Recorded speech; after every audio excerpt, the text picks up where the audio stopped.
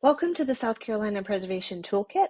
This video will show you how to find information if you come to the toolkit with the question, I want to find funding for my preservation project.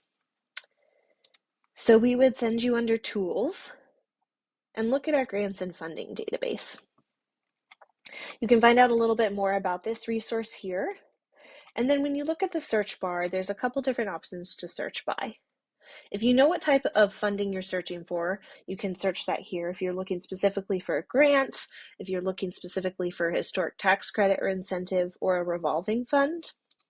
You can also search by this category, I'm looking for funding for, and that's basically searching by topics. So if you know that you need funding for cemetery work, churches, if you have a neighborhood, historic neighborhood or historic district or a settlement community, you can search here. You can also search for schools, so that might be Rosenwald's or equalization schools, and that type of topic here. You can also search by county and statewide. So if you want specifically grants or funding opportunities that are state opportunities rather than national or even local opportunities, you can do that as well. Let's say we want to search for funding for cemeteries. When we sort the list here, we will see a couple different grants come up. When you click into one of these grants,